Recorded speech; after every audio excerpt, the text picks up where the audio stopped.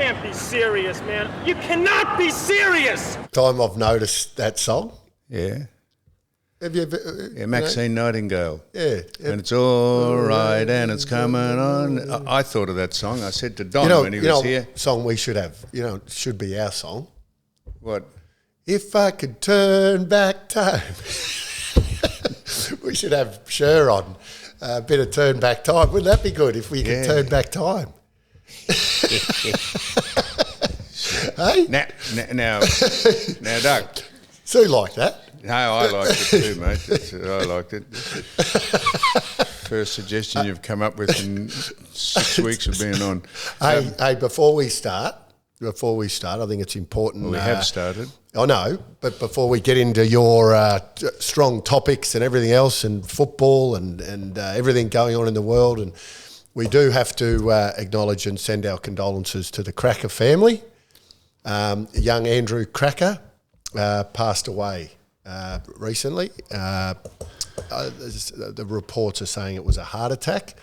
And I knew Andrew's obviously father, and I know his extended family. I know his cousin Andrew, it was also an Andrew Cracker.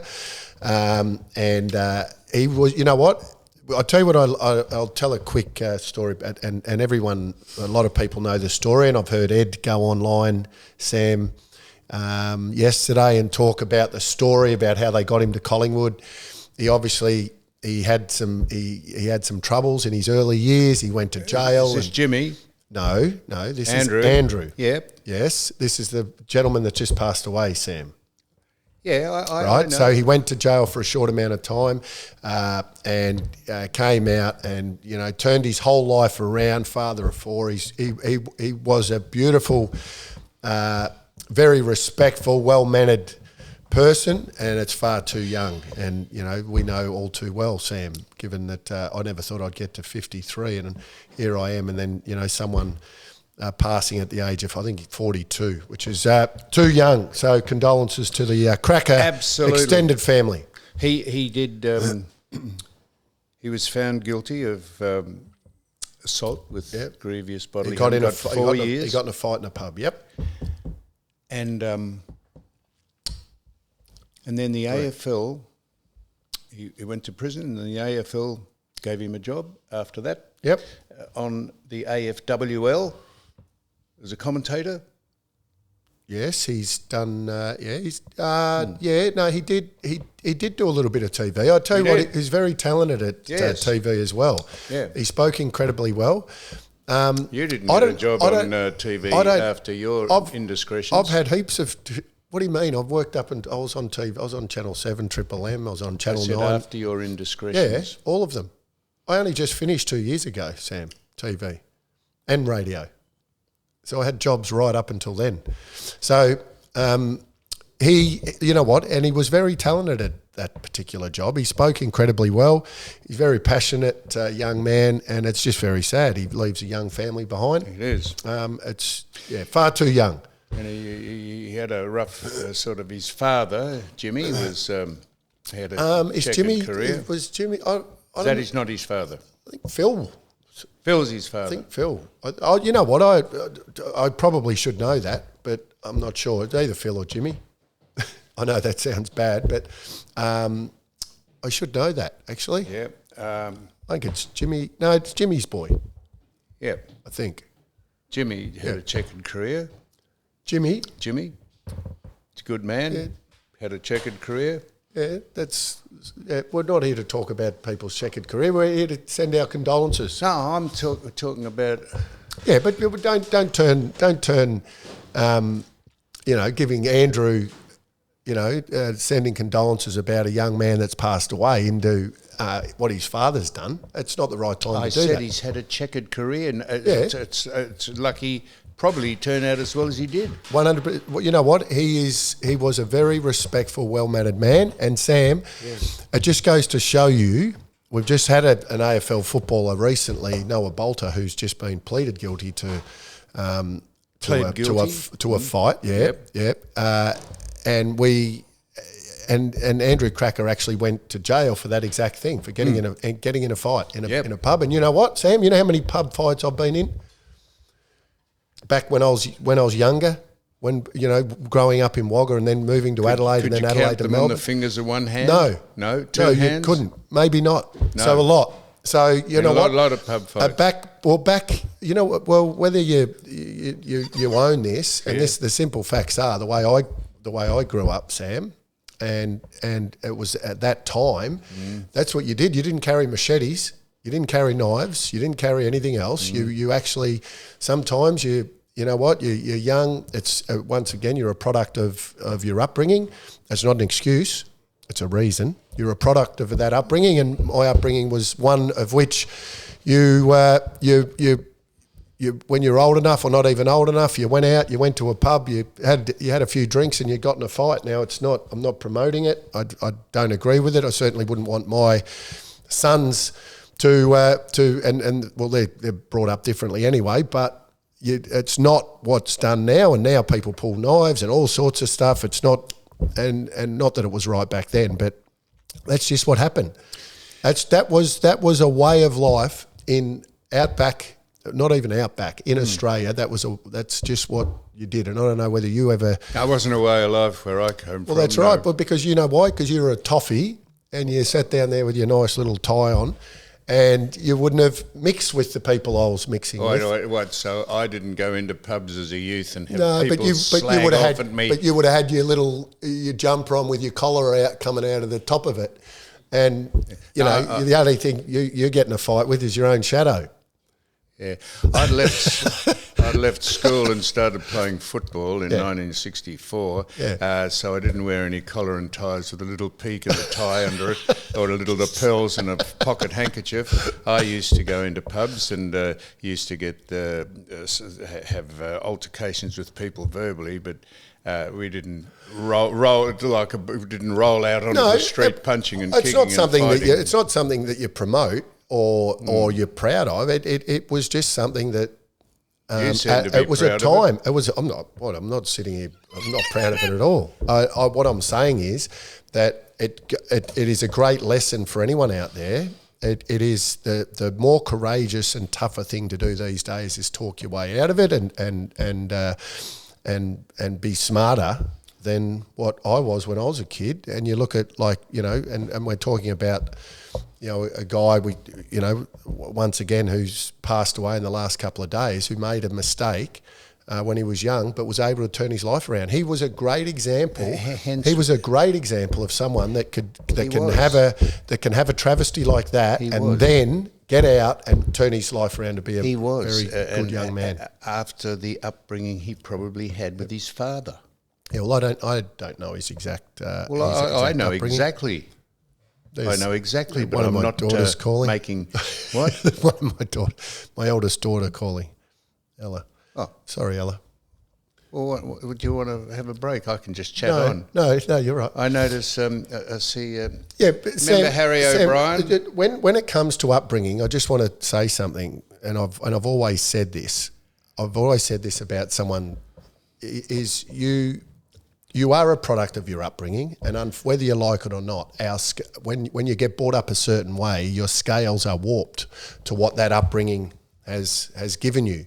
Now, it's also not an excuse to muck up, and I've never used it as an excuse, my upbringing, but there are reasons, and unfortunately, because of that upbringing, there are times, and still now, and I often say this, Sam, that it takes longer to get to one's core, and that's you invariably are your core, and then as you get older, there are layers. It's like an onion. There are layers that keep going around and round, and you mature.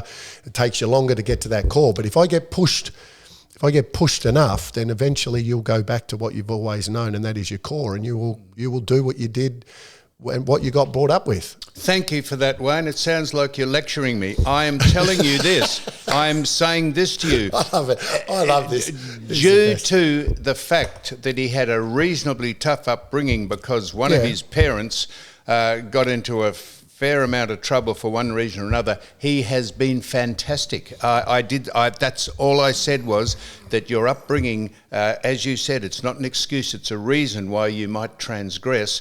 And in spite of his upbringing, if you'd like me, his father had a degree of trouble in a whole lot of different fronts, Jimmy, and he has prevailed but for that incident, and I take it on board. I was just saying, as its upbringing has a hell of a lot to do with it, and he struggled with it, obviously. I tell you what, you know what it is, and just to go, like they're saying, I reckon I could go. I could could get you verbally to actually reach across there and punch me in the head if I went on with this much further. They were saying that they were saying that the cause, and not that we need to delve into it, but they're saying the cause was a heart attack.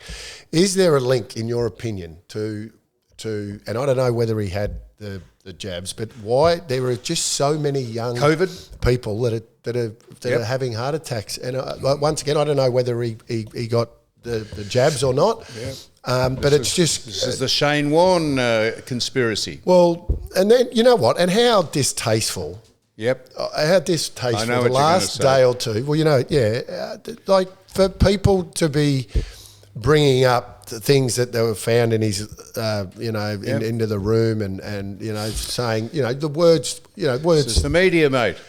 The hypocrites in the media. It is horrendous that they should be just barred. People should disown that paper for the crap that they continue to roll out and the shit that they continue to but you do read to it. people. I read it. Well, everyone's read it. I didn't read it in the paper. Oh, I read it on Twitter. But it's sheeted home to the paper, the Daily Mail, is it? Why would you do that? Because why would they do that? Because they have no conscience. They have no regard. They just want to sell papers, clickbait. I notice Harry O'Brien. You remember him? He's now called himself Heretia Lumumba. Yes. I was at Collingwood for a year. Did you play with Harry? No, I didn't play at Collingwood. I was one of the senior assistant coaches and spent 5 hours a month. Ed hired me.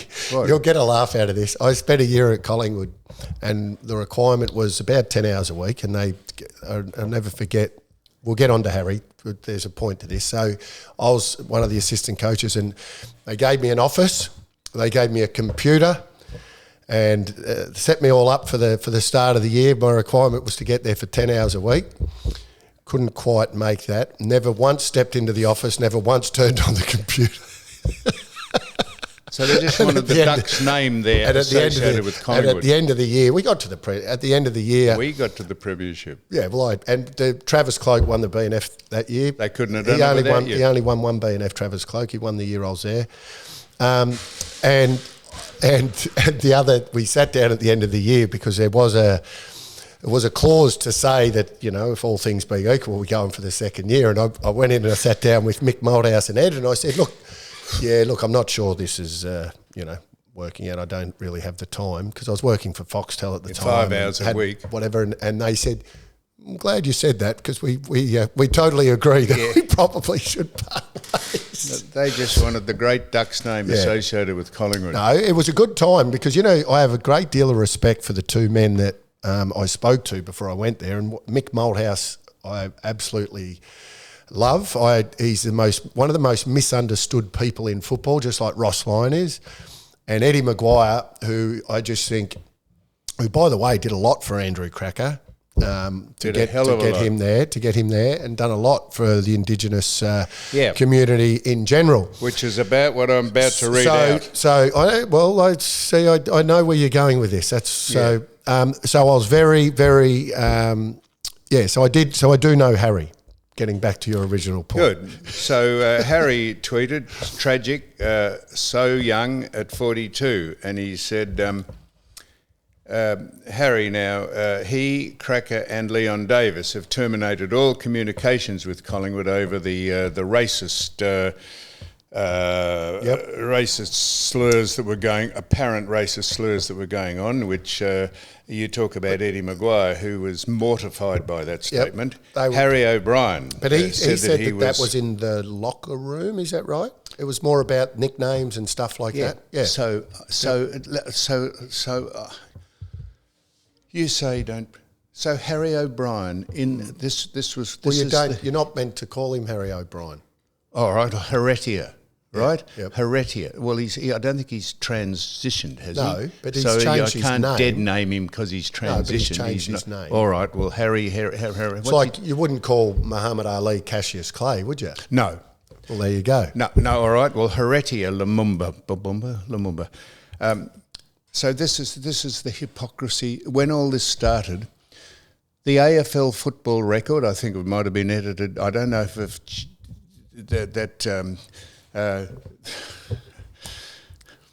Jeff, he used to come on this thing. He's a Geelong supporter, isn't he? I don't know what he is. I thought from memory, he's a Geelong. Became a feckless weasel. No, I thought he was a Geelong supporter. So I said, when all this was going on, Harry, what's his name? Heretier in the football record, when all this was going on, when they did a pen picture of them and they put it on, I've got it, I'll show you. He said his preferred nicknames were, one of them was Chimp. And he said people used to call him untoward names like that. And that was one of the names he offered. He offered as a nickname that he said, that's my nickname. Now, you can't just get a more ridiculous contradiction in terms than that. I read all of that with Heretier as well at the time, and I think... And he took exception to people... By the sounds of... And once again, I'm only going off what I read because I haven't spoken to Heretier for a long time or seen him for a long time. All that I can go off is that at one point in time that he obviously thought that was okay, which is That's right. Yes. Yep. And then he, after, I assume, self-examination, he said, you know what? No, I think that's wrong, and I actually don't like that, blah, blah, blah. So that, I guess... You guess what? I guess that he said that was his nickname, and he said it's not all right to call me that, and then someone called him that, and he said, don't call me that. But you can also, there's also... things, there's plenty of examples of people that have been called things or been called a certain name, and it might be a red-headed kid called Bluey or Red or whatever, and then he gets to an age where he says, you know what, I actually don't like that anymore. Yeah, well, so are you saying... So it's just... you're saying people after Heretier said that I don't like the nickname Chimp, you're saying people just kept calling him that? I don't know. Collingwood, I don't know. Rooms? No, I'm not saying that. In the locker rooms? No, I'm not saying that. No, well, This is just so convenient. I read a lot of that, and I was led to believe, obviously they came to a settlement. I don't know whether that's what it was about. All that I know is that at the end of the day, he speaks his truth. He speaks his truth. There's always, I like to say in any story, Sam, there's three sides to every story. Yes, we know there's that. that side, and the generally the truth that lies somewhere in the middle.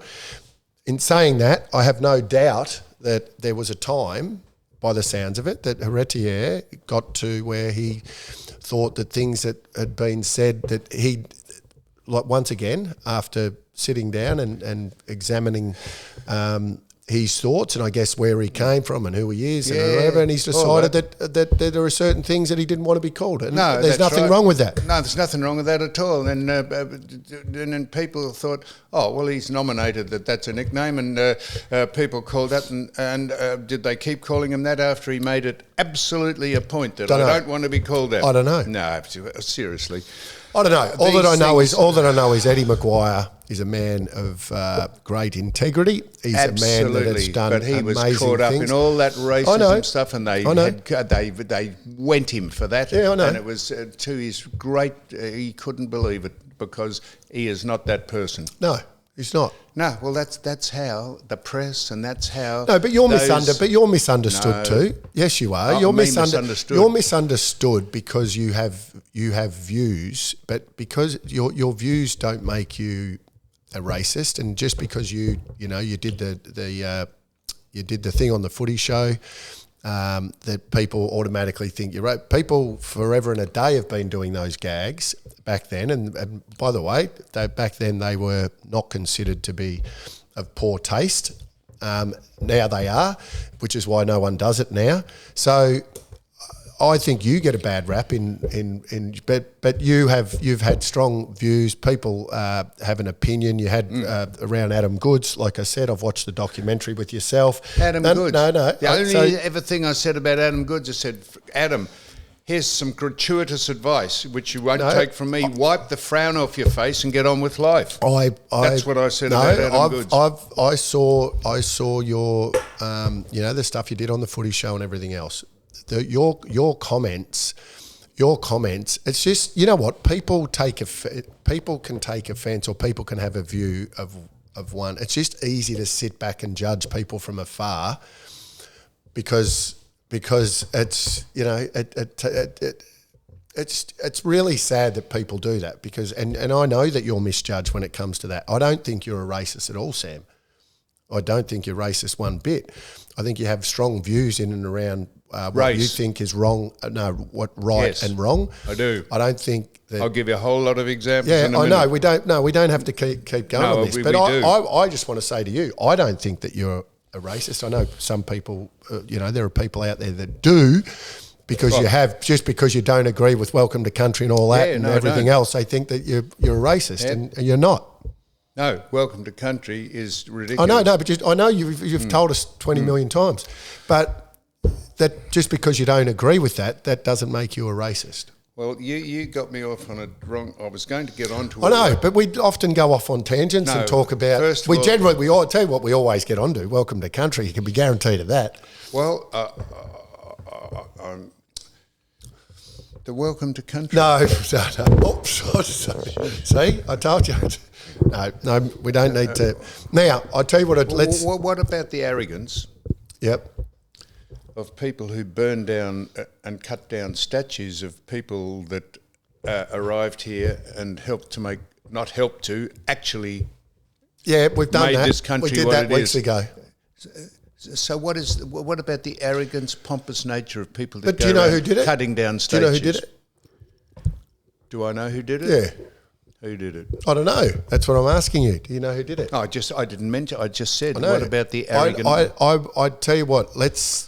So once again, condolences to the Cracker family. Yeah, absolutely. For the loss of Andrew. Yes. The Macquarie University said that you will not pass your exams, they'll fail you if you do not enthusiastically enjoy and embrace the Welcome to Country mantra that the university insists that they that you listen to. Do you know that? No, that's ridiculous. What? That's ridiculous. Yeah, stop believing everything you read. I keep telling you that. Okay. Well. Yeah. Once again, you've read it. Oh, it's in the Australian. It must be true. Yeah. No. Face the threat of key lane and performance. So you say when, but if you talk about racist things like that, that is just. Why do we have to put up with? But that is also dividing people in this country. Yeah, but why can't you go up to Mount Panorama? You know what's amazing? You'll get abused. You'll get abused and accused. Let me finish. Accused of talking about this all the time. Yet it's in the paper. If no one pushes back on this stuff, that's what I mean. But it's in the paper. They write about it. They talk about it. Then you talk about it. But you get accused of being divisive and everything else. So I didn't bring up about Mount Panorama being in jeopardy because someone's buried up in the top of it. Ben Fordham on his show said that there's a country town called Tubia that they've ceded 98% of the land to the Aboriginals. And the people who live in Tubia thought, why is this? He said, because some land council and some do-gooder councils and said, we'll do this as a gesture of goodwill. What is that? You can't. Okay, who they've closed down Kakadu National Park. Who should own that land then? The person that came here and put a stake in it first. What do you mean? But what does that mean? Well, that's exactly how I said it. Well, Tubia. No, but who should own about 50 people? Yeah, so who should own a pub there? So who should own that land then? Well, what's owning the land got to do with it? You just said it's been given back to the Indigenous community there. It's been ceded over to them. For what reason? So I'm asking you a serious question. So who should? what, the first white person to come into the country and put a stake in the ground. Well, made some laws. Should that be their land? So made some laws. I'm just saying. Anyway, it's just a question. So I've said this before, when settlement in 1788 or whenever, there was approximately 100,000 Indigenous people living on 7.7 million square kilometres of land. Get away from. Who owns? Who? I just want to ask. On what basis do you own anything? Well, yeah, that's correct. So I want to say, when Australia was settled, do you know the question of this? Because I think this is very educational. So so they got off the boat, they came here, they looked at a nice block at Botany Bay or whatever, and they just grabbed the stake and they went, bang, that's my land now. I don't think it's nice simplistic explanation. Well, is that what happened? So the settlement came here, then they colonised it, and then they tried to make some laws about how you'd live civilly. So you come here, they came here, they found the nice spot on the water, and they put a stake in it, and they said, that's ours now.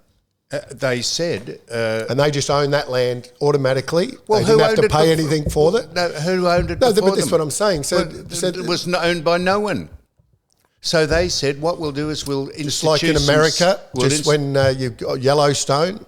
I don't know whether you watch any of the shows, but the Yellowstone, and they come in. And are you watching the series now? The current one, what is it? What is it? 1788. No. Anyway, you know the one. Yeah. So same thing. They came in, and you had the American in it, and they just came in and they put their stakes there, and they said, "That's now our land."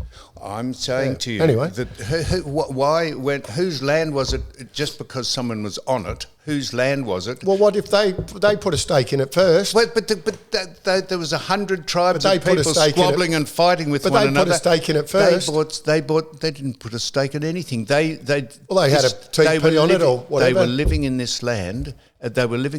Someone came in and put some sensible rules about colonisation and how to live and how to have a set of laws and a constitution, and built this country what it is. It was nothing before they arrived. I love stirring you up. I just don't think you can come in and just put a stake either and say that this is mine. Anyway. Well, if no one had come here, there'd be nothing here. Because the Indigenous people here developed nothing. You wouldn't have the woke world we're living in today. You wouldn't have a world. You wouldn't have a world that you're living in today in Australia if someone hadn't come in here and developed it and taken over how this works. I'm just being, and we all want people to embrace. I'm being facetious. We want but I'm people also to embrace. There's also saying there's a lot of truth in jest. I've found nothing humorous about this. Very good. So I love how we just go. We always end up in these conversations, which is great because I've learned something new today. Because what we want to do, I noticed Nifty Nick, the Who's Nifty Lord Nick? Mayor. Nifty Nick Rees. Let's hope he doesn't continue with the puerile nonsense that the former administration of Melbourne, the CBD, the Lord Mayoral Office, goes on with the yes-no vote. We overwhelmingly rejected the no vote about it being added into the Constitution, and they still do it down at City Hall there. They push this nonsense about dividing one group of people with another group of people. Mind you, Nifty Nick, like a lot of people, want to, act responsibly and ethically. There's a person here who helped him get in that is just still waiting for a portfolio to push wellness and fitness and a better form of life for the residents of Melbourne, just like when you give someone a bit of a chop out like Tony Jones and you ask him to come in and explain it because you went on his show, or Phoebe, Fiona Byrne, when she got into a degree of controversy. It's never a two-way street. If it's like Sam Groth with the Liberal Party, I went and helped him he wouldn't come in here because I interviewed a neo-Nazi, that was going to rub off on the Liberal Party for some reason. You can't believe this stuff. People are just gutless. They are, honestly, I'm not saying Sam Groth is, but the Liberal Party are. Because they said, oh, no, don't go on there. You might be associated with someone who interviewed someone we don't agree with. I mean... Well, therefore, they wouldn't talk to anyone because Anyway, we've been over that. Do you want to continue on this and have a bit of a footy chat? Or have we got what time? What time? Have we my got? word, I do. Wayne. Wayne, yes. But I was going to just at the light. Or for you, King. Duck. Or Wayne King. Wayne King. I was going to start off on a light-hearted note to start with, Kerr. saying we have a lot of people, since I've drawn attention to your looks and maybe that's... the beauty spot. The beauty spot, which they said is actually just a wart.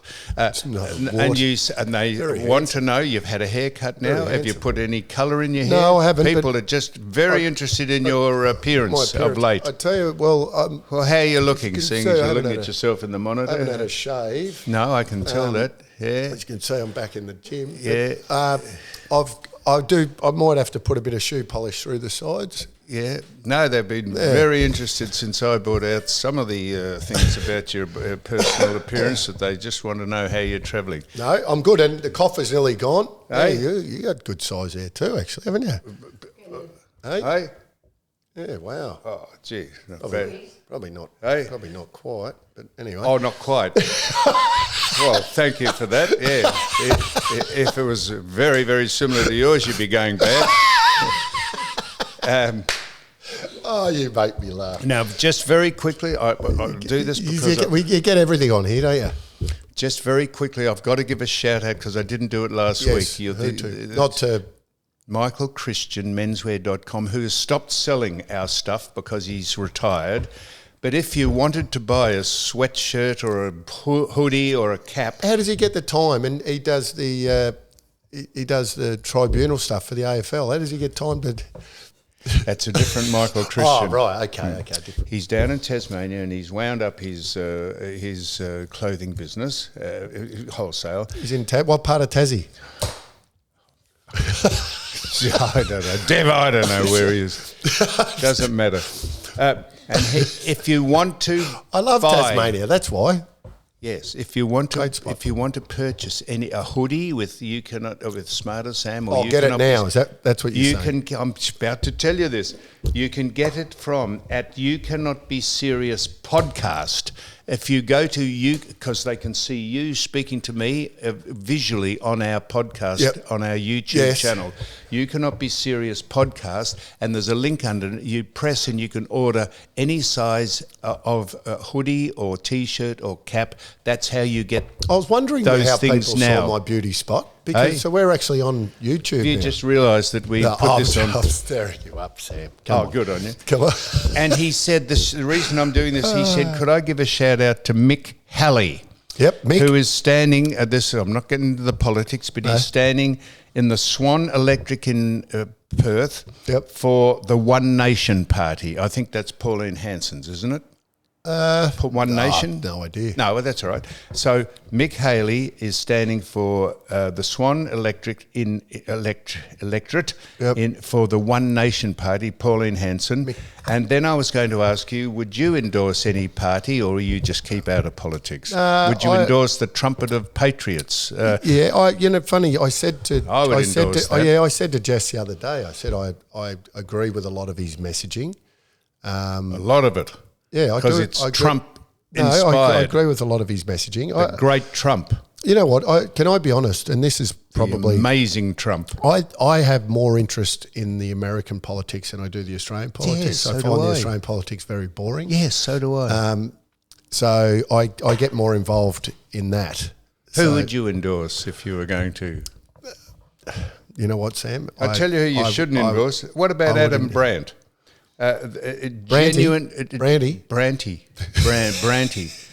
Branty is a genuinely low IQ operative. He is who does he work for? He's the Greens, who said he won't do a press conference in front of the Australian flag. Yeah, and said Trump was a demagogue. Yeah, thank heavens. You know what? A treacherous opportunist, Adam is, and the beauty of him and people like Lydia Thorpe is that they should be out there in public, because people will look at them, they think, my God, if those people ever get into making decisions on our behalf, the country's stuffed. So that's why they give a good light and shade about who you should elect and who you shouldn't. Any party that brings down the cost of basic essentials for the average household here in Australia, and also fixes the inflation. Or interest fixes rates. inflation, interest rates, also housing. All of those things, homelessness, all the party that does all of that. That's who I'll endorse. That's right. Well, there's no party around doing that at the moment. Well, there you go. Because So the present government is inflation is and interest rates. They've put interest rates up 8 times since they've been in power. Yeah. So back when in the mid '90s, Sam, or early '90s, interest rates were 18%. Yeah, you'd remember that because I would. So I'd certainly. If you remember it, I'd remember. Well, I remember. I can remember when the Australian 18%. I can remember when the Australian dollar was 49 cents to the American dollar. Yeah. Did Keating trade weight it, or he made it? I don't know about that. So anyhow, that's my little shout out. Yep. That's my little good on you, Michael Christian.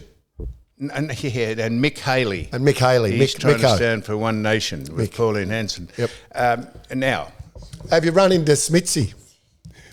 Smeetsy rang me. He texted me. He said, "Oh, mate," he said, "it's fantastic." He said, "If ever you want to get some meat," this is not why we did it, incidentally. You go into Ralph's Meats at the South Melbourne Market, but you got to go in on Friday. That's when he's there. Ralph's Meats. Ralph's So Meats. Smeetsy. Yeah, no, Ralph's Meats. Now, Ralph Meats. Smeetsy. Now, Ralph's Meats. They it did sound like Smeetsy when you said it. You said you're on the painkillers when you had your foot done, and you went. Now I want to read this out to you. This is Sam Kerr. Yes, and by the way, she's retained her captaincy. Well done to the selectors that have said that, because she's one of the great role models that this country has ever had. Well, thank you, Wayne. This is what I'm reading this out for. She's back training, by the way. Oh, that's good of her. Come on, get into it, and I'll... This is what she said. "I'm proud of the Matildas, the role I have played as a member of that team, and everything we stand for." She's proud of all that. "And I'm committed to learning from this experience moving forward. I'm focused on doing my part to ensure we grow even stronger." And the people who are adjudicating whether she would remain as a role model, because you think that's what she would become now, they said, this is what the Football Association said: "After reviewing the full context of these events, Football Australia concluded that Kerr's professional and sincere acceptance of responsibility..." Fuck you. Why is that? I knocked it. Yeah, you did. Fucking Jesus. So where did that go? Here we go. She said, "My sincere acceptance of responsibility, as well as..." Christ... as well as her acknowledgement of the far-reaching implications of her on-off activities, they have decided that they will leave her as the captain. Well done. Great decision. Yeah. Great decision. And like I've said to you before on this show, it is one now that she now can speak of someone that has made a blue. She's owned it. She wasn't a big deal. Wasn't as big a deal as what it was made out to be. She's one of our great athletes, one of our great stories. Yep. And we need it. We need her in the team because without her, we've been struggling in recent times. Since the World Cup, we've struggled. We struggled at the Olympics. We've struggled ever since. Yeah. The AFL wouldn't allow you to become a Team of the Century member of New South Wales. They stepped in and said, "No, you're not appropriately the person to be a member of the Team of the Century, the Great Duck, the Great King." Why wouldn't Team of the Century? Well, what was it? It was best players of all time. Hall of Fame, and it was Hall of Fame. It was a legend status Hall of Fame. Yeah, and they wouldn't allow you to be in there because of something you might have done or didn't do. Yeah, well, isn't it amazing? Yeah, one set of rules, eh? Well, I'm glad she's back. Are we gonna have a break and then talk some AFL? Is that what you're thinking? What? Because we've got plenty of there's plenty of footy to talk about. Stop. Stop, because we've got Ben Fordham who's got some ground break. He's going to announce something, so we're winding it up.